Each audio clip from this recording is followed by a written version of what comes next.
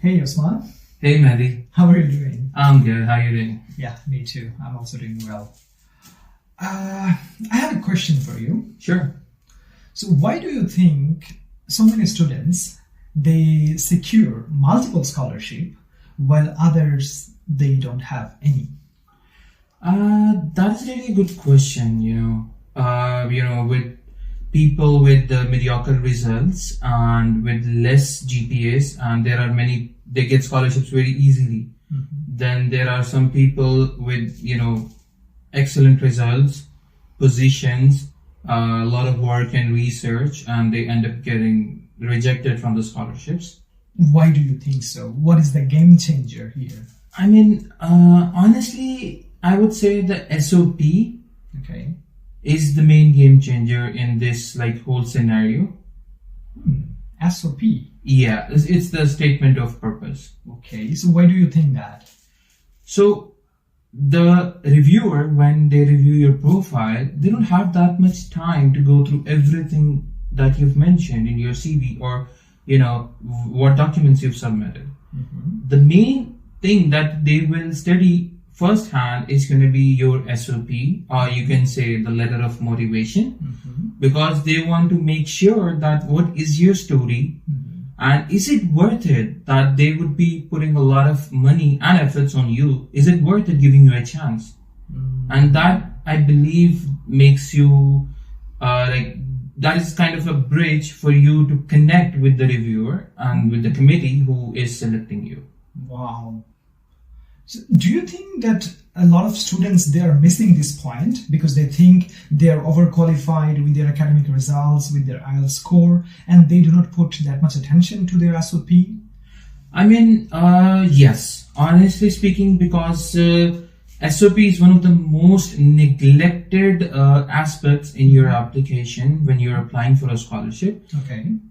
I believe 90+% of students tend to work the most least amount of time on their SOP, and they spend more time just reviewing the website for the scholarship, or they just keep reading the description, but they cannot write an SOP that can connect them with the program they want to apply for. So I think yes. Could you please tell us a few points?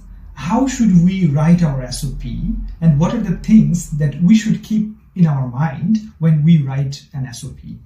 So the easiest way to write an SOP, I would say first draft up your complete qualifications, your experiences, what you have actually did during your tenure, during the time that you were studying or you were working, whatever you were doing. Then what motivated you the most to apply for the program in the first place? You have to make it a whole story. This is just like a story of your life. Try telling it in a way that can make you feel connected, or make the reviewer who's reading it make him feel connected to the program, to the degree, or to the scholarship that you have applied for. And that is one of the most neglected things, I believe, because most of the students they just tend to copy from Google, or they ask for I got many requests asking students were asking me to share my SOP, and I believe that this is one of the most unethical practices that students do, and they are not even aware of. See, sharing my SOP is not a problem. Yeah. The problem is that is the story of my life. That won't connect you with the reviewer, because you must have different experiences. Exactly. Your statement remembered me one of the saying from one of my mentor, who told me that an SOP should be like a cake.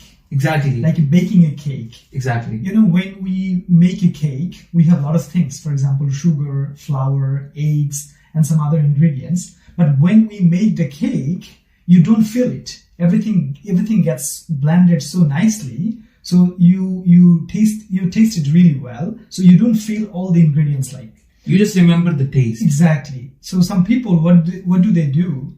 They usually go to Google, they usually try to copy paste from others SOPs, and then when they draft the SOP, it doesn't feel like a smooth blending things. It feels like separated. I mean, honestly, yes, you're right. But, these days, the practices, even these kind of practices has modified.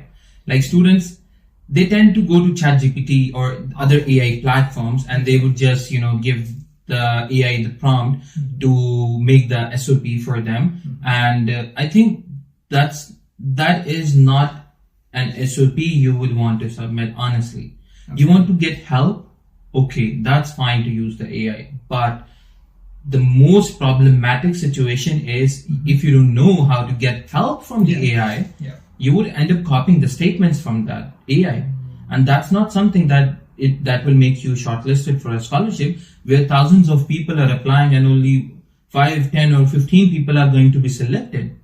If you have to stand out of the whole country that you have applied for, or out of the whole region of the students that you have applied, you have to write a story that will make you connected with the program. I mean, for me, there were some life experiences that made me consider going for disaster management program, the public health and disaster that we both are shortlisted for and we are studying here. Yeah. The point was, there were some deaths even that I experienced in those days that somehow changed my trajectory of life. Okay. I would never suggest anybody to just copy paste those things. It's never gonna work because it's not their story. Exactly. Yes. I mean, the other person might have been into computer languages and courses, and if he mentions, "Oh, I just saw a death in front of me," no, it doesn't matter if you saw the death. Yeah. What matters is I was a healthcare worker. I was a pharmacist. I saw a death matters because I was a part of the field that I saw it. Yeah. Are you getting my point? Yes, I got it. So what would be your advice to the students who are applying this year and they're confused about writing their SOP? What do you think are the most crucial components of a standard SOP?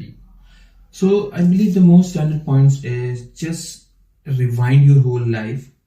Remember why you chose a certain degree. Okay. Why you completed that degree. What made you motivated to go for that program and for that field. And the reason you are applying for a particular scholarship. Because most of the time, the reviewers of the admission committee, they want to see that, okay, if we are investing in you, what are you going to do with it? What are your future goals? Like you have to align yourself from the very beginning of your time to the very end, the current stage that you're applying. What exactly do you plan? And then your future goals are what exactly you want to do after if you get this scholarship. All right. I would like to also add a few points because some of the students, they try to trick the recruiters here, copying and pasting their stories from ChatGPT or from other scholars. I think we should not do that.